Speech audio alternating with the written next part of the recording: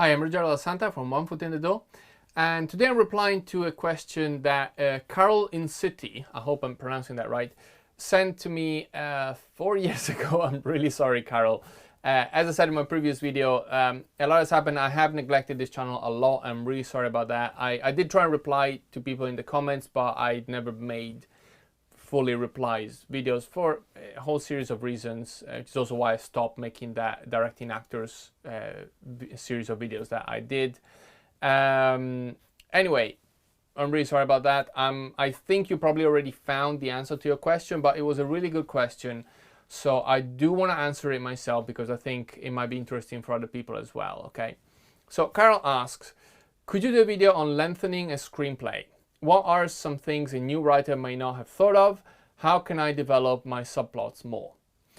That's an amazing question. For those of you who don't know, I'm also a screenwriter. I've written seven feature-length screenplays to date, plus a web series, which is also feature-length, basically. None of this has been produced. None of this has been optioned or bought. Okay, so take what I say with a pinch of salt. I'm saying I do have experience writing. I also have experience structuring screenplays. I've done it for other people. Mainly my expertise in terms of screenwriting is dialogue, because I do it all the time for my showreel making business. I make showreels from scratch, so I need to write the scenes from scratch.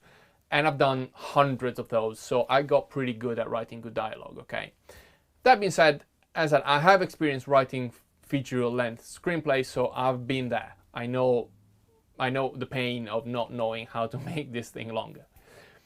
So, first of all, Carol, I would say this. Ask yourself, is this idea you have big enough for a feature-length movie? Not all ideas are. Let me make a specific example. There is a very good director, I think, who's called David F. Sandberg. He just did Shazam, okay, and he did Annabelle Creation before that.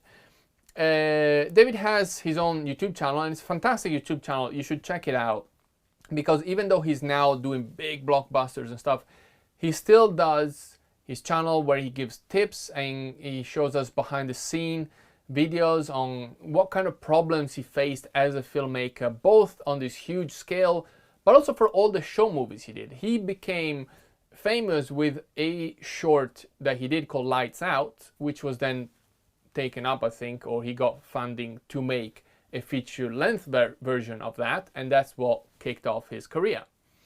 Now, the interesting thing I think about Lights Out is that actually, I think the short is better than the feature. You can disagree with me, of course, and I'm sorry, David, if I'm saying this. I think you think the same. I heard you say a similar thing, or at least, you know, in one of your videos. Anyway, the thing is, the idea is so simple, and it works so well in the short because it's just to the point. It's laser sharp, just that. There's no fat in that video. Everything is exactly as it needs to be. And then he had to blow up this very simple idea in a whole feature-length screenplay, and it kind of lost some of the charm it had in the short movie, I think. So, so that would be the first thing I would recommend: is ask yourself, is this idea actually a feature film idea, or is it maybe a story that would be better suited to a short movie? Or an episodic thing, you know, it could be, you know, a web series, for example, or something different. There's so many different options that you can go nowadays. It doesn't have to be a feature-length screenplay. Now, if it is, okay, which can be, you can still get stuck sometimes about, you know, what do I do? What do I make happen?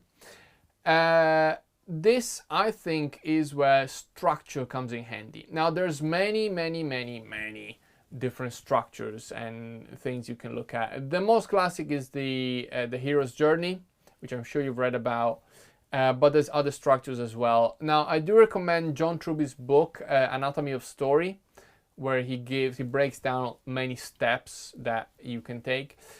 Now, the way to look at these things is with a big pinch of salt. It's not that you have to follow every single step in the structure. It's not that. He analyzes what these different steps do, and he can give you ideas on how to analyze your screenplay, how to look at it. So one thing I would do is write down, so read your screenplay, read what you have already, write down what happens, so all the different plot points that you already have in your screenplay, and then write them down, just one sentence each or even shorter, in either an Excel file, or you can do it on physically, like on a big sheet or whatever. Map them out and see what happens when. You might realize that, for example, you have a way too long first act. The usual length you consider is 120 pages, which is 2 hours. And then you have 1/4 of that, which is, because my math sucks. So 120 divided by 4. My God, I'm bad at this. 30. There you go. 30 pages. Sorry, I suck at maths. About 30 pages should be the first act, then 60 pages second act, and then 30 pages third act. This is very useless. What I like to do then is to divide it more. So the second act, you have Act 2A, so the first half, another 30 pages, and then 2B. Okay. Why is this important? Because you need to have certain things happen at certain points. Not again in terms of it has to be like this. It's just in terms of a story organically tends to work better in a certain way. And especially if you're starting out, usually this is the issue. Usually people write a very elaborate first act, something where you set up the characters and this and that and whatever, a second act that is almost non-existent, and then they go straight to the ending. So the problem is, what do you do in that second act? So that's where looking at structures, and as I said, there's many different books. I like Truby's one, but there's loads of other ones. Use them as just giving you ideas, as things that could happen to your character. You know where your character starts, you know where he ends, you know a few steps on the way. Look at how many other steps they can go. One thing very important, I think, is this.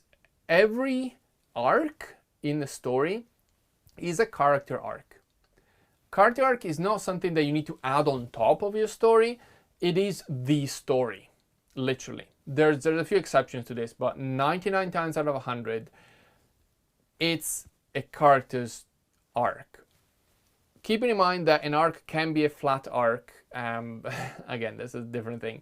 Which is, a flat arc is when a character doesn't change, like Hunger Games, Forrest Gump. You can argue that Gladiator could be a flat arc as well. When a character doesn't change, it means that within themselves they already have the right moral compass. They don't have an inner need to change, to improve who they are as people. They already know right from wrong very clearly.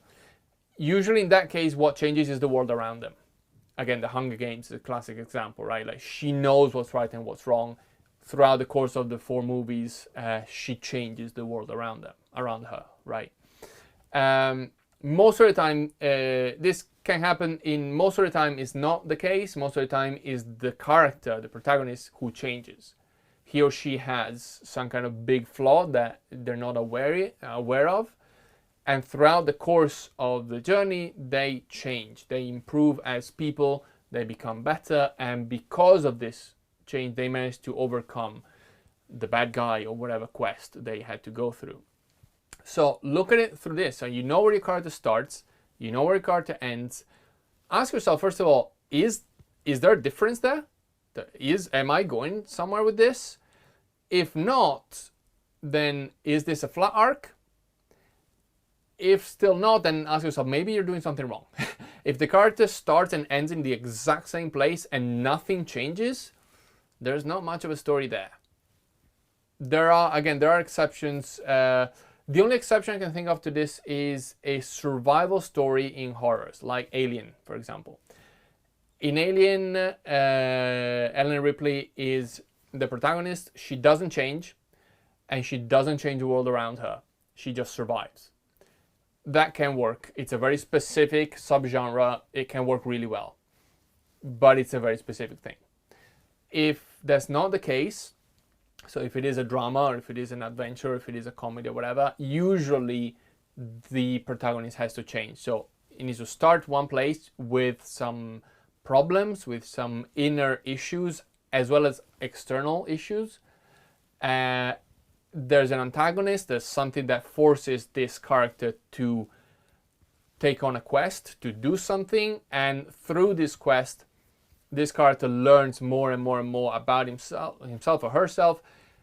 Their own beliefs are challenged, and this person changes, and because of this change, they manage to win in the end. Usually it can be that they don't, and it's a tragedy, or there's different things, but usually that's what happens. So looking at structures can give you different ideas of what can happen along the way. You mentioned subplots. Subplots can be great as long as they complement the main plot. Sometimes there's a risk when you write screenplays when you just go on a bit of a tangent, and the subplots don't really lead and are not really connected in any way. At least thematically, the subplots should be connected to the main plot, because otherwise, what's the point, right? That's the thing. If you can remove a subplot completely and nothing changes in the main story, then remove it completely. The subplot should add to the main story, either through plot or theme, ideally both. Plot means, you know, the friend of the main character has his own little adventure, and at the end of this little adventure, because of this little adventure, he's able to then help the protagonist in the main plot at the end, for example. Thematically means that, you know, the struggle that the protagonist is going through is the same struggle that this other character is going through, but they're going through that in a different way. So we see how they respond to this in different ways. For example, of course now I can't think of any specific movie, but let's say that your character is going through a big moral question of like, do I want to be a good person or not if I'm tempted? And the big main plot could be this character struggling with the morality of something, and the subplot could be his best friend going through a similar thing, not the same, a similar moral question, and we see him make the wrong choices. So the contrast between them shows to us, to the audience, what could happen to a protagonist if he makes the wrong choices, like this other guy is doing, for example. So these are all things that you can look at to not just to lengthen your screenplay, but to improve it. So that would be my suggestion overall, is look at it from the character's point of view. Give them time to grow, give them chances to be challenged, and ask yourself, how can they change and it's one step at a time. You know, and maybe they improve here, but then the next thing that happens kicks them back. And then another thing happens and they have to react, and they go forward again and kick back again. That way, if you structure it that way, you'll see that reaching 120 pages is actually pretty simple. And in fact, you might then need to cut stuff back because you end up with, you know, 200 pages and you're like, oh my God, I need to cut stuff down. I hope this helped. Guys, please leave your comments below. Let me know what you think. Let me know if you have any other ideas on how to lengthen screenplays. And if you enjoyed this video, please give us a thumbs up, and don't forget to subscribe and ring the bell to get notified when I post new videos. And if you have any requests for other topics or things you'd like me to talk about, again, leave a comment below. I do promise that now I'm on top of this and I will reply, and I will not wait for years to reply. Sorry again. Thank you very much, guys. I will see you soon. Bye-bye.